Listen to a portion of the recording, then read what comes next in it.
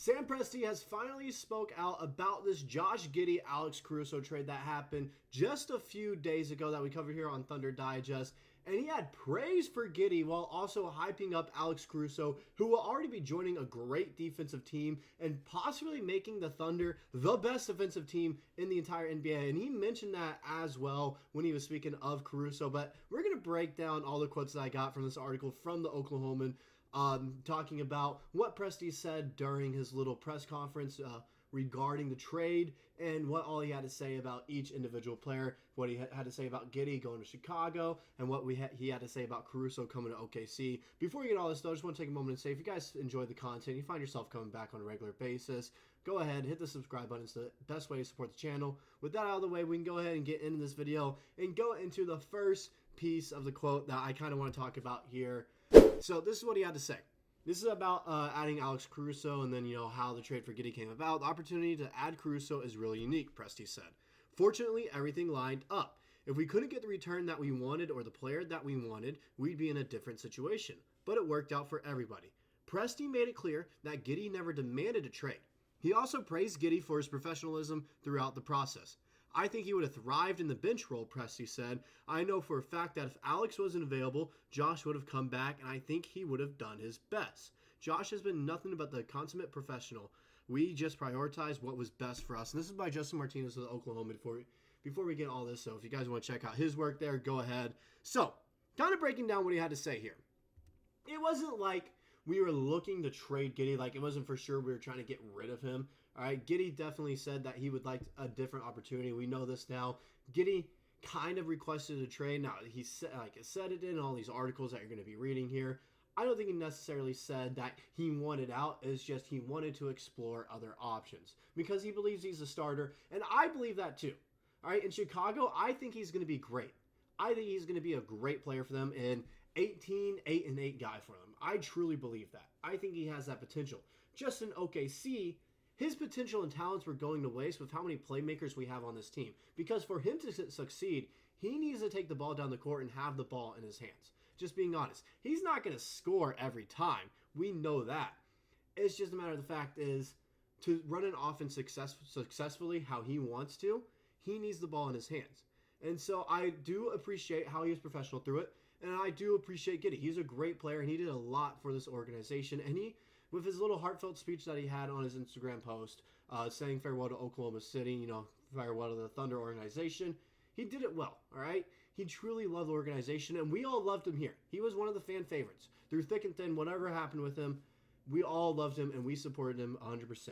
It's just, at this point, Presti even said, if Caruso wasn't available, he'd still be on the team, and they try to make it work out. Or maybe, mid-season trade, before the deadline, get rid of him if they realize it wasn't really working out and he was unhappy here. But I am glad they handled it professionally, and they ended up, it's a win-win for both sides. Like we've said before, it is a win-win, all right?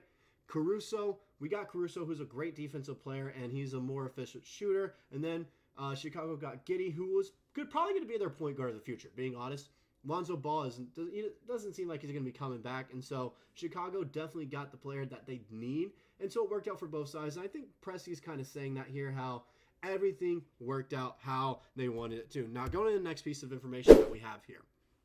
People oftentimes look at the height when they talk about wing players. So he's talking about Caruso here. This is specifically about Caruso and what he brings to the team. Presti said, we look at effectiveness. His effectiveness on bigger wing players is extraordinary. We'd rather someone who's effective against those players than is ineffective but as tall. Caruso joins an OKC team that ranked 11th in the NBA in points allowed per game at 112.7 this past season. He'll fit in well alongside other defensive-minded guards such as Dort and Cason Wallace. So like we've said before, we know this about Alex Caruso, who's an all-defensive player. He's one of the best ones in the league. All right, I was watching Kenny Beecham the other day, and he brought that up too. And you talk about any of the best defensive players in the league, Alex Caruso's name always gets brought up. And I agree with him there. He's one of the best perimeter defenders in the league, and some regard him as the best perimeter defender. And he's great. He's great at it. I don't think we just got to look at the defensive side because we know what he's bringing there. The questions are offensively, what is he bringing? he has some decent times. He's decent playmaking-wise. He has some good passes every now and then. You'll see some highlight reel passes from him. And then offensively, shooting-wise, he's a better three-point shooter. We know this. He averaged 10 points a game last year in Chicago. He's not necessarily going to be a scorer for us either. He's a guy that could definitely get you, 10, 11 a game, for us as well. It's just that's not why he came to the team. And in Chicago, he wasn't the primary scorer. He wasn't taking all the shots for them. It was Zach LaVine and Kobe White who are offensive specialists. All right, when you look at those two guys, they're offensive specialists. And so, of course, they're going to take at least half the team's shots. And Alex Caruso, he's not going to do as much. And then the final question about him is the durability, which kind of never really got brought up by Presti from what I saw. That is one of the bigger questions. Just being honest, his durability. Is he going to be able to stay healthy for a majority of the season?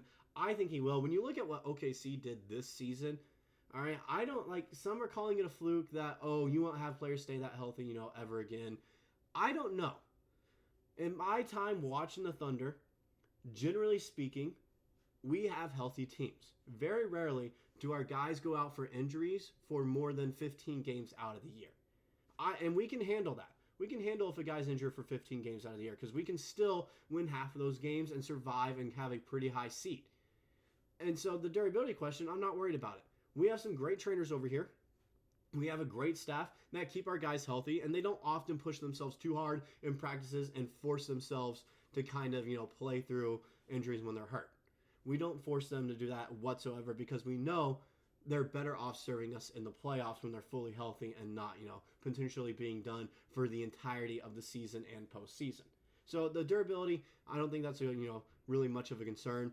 It's just when Presti was talking about him, he was talking about how, defensively, how great he's going to be to this team. And he is. I just would have liked to see him talk about him more a little bit offensively. That's what I would like to see more. Finally, we have what he talked about with Giddy, his kind of final remarks, his final words about him. And so this is what I had to say, what I had here from the article. The 21-year-old guard averaged 12.3 points, 6.4 rebounds, and 4.8 assists this past season. He'll now join a Chicago team that's looking for a primary ball handler. It's an ideal fit for Giddy, who likely wouldn't have been able to reach his maximum potential with OKC. Just like I talked about there, all right? Just like we've talked about multiple times here with multiple videos about Giddy, about potential trades with him before this one actually happened. He wasn't going to see his full potential here. He wasn't. Sorry about that. I get talking a lot, guys, and my throat coughs, clogs up there. But anyways, here's what Presti had to say. I think Josh is going to be an elite player, Presti said. I have a lot of confidence in that. But I don't know that. But I don't know that that was going to be possible with the construct of the team that we have and the ambitions that he has. I don't think there's anything wrong with that, and we talked about that quite openly. Ultimately, I think his dream and vision is to lead a team. And I don't think, let me phrase this for you guys here. When he says lead a team, not be the number one scoring option. He means being a true point guard who's kind of going to be a leader for this team, not really going to be going out and getting you 30 points a game, but a traditional point guard who'll get you at least 15 a game, but close to 10 assists. All right? That's what he envisions, leading the team on the court and bringing them to eventually an NBA championship. That's what he envisions for himself, and I think he has that potential. I think he has all-star potential. He has potential to average a triple-double with his size and his playmaking and passing IQ. He has the potential to average a triple-double. He does. It's just he needs to find himself in the right situation, and I truly think with what Chicago has planned, because it looks like with all these rumors about trading Zach LaVine as well, it looks like they're looking into a full-on rebuild now. That is what it's looking like after riding, the past few years of mediocrity where they're not really great, but they're not really bad. They're falling, always anywhere from the 7 to 10 seed spot. That's all where they're always falling. They're finally hitting the button and doing a full rebuild, which will be great for Josh Giddey and this entire Chicago Bulls team.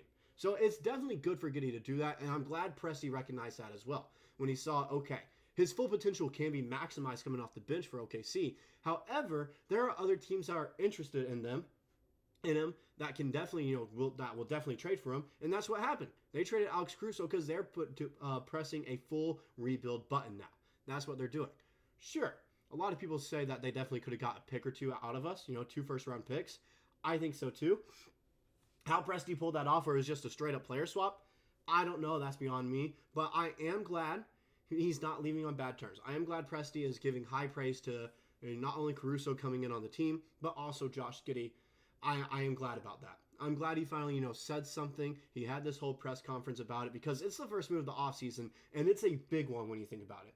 It is a big one. Josh Giddey, who was a guy that was envisioned going to be on this Thunder team for years to come, I mean, trading him away after his third season here when he had a little bit of a down year that wasn't even horrible, kind of on the same page as his rookie season, where he was second team all-rookie team, I believe. It wasn't a bad season whatsoever. It's just finally we realized, okay, he's not going to reach his full potential with this team with what we have going on.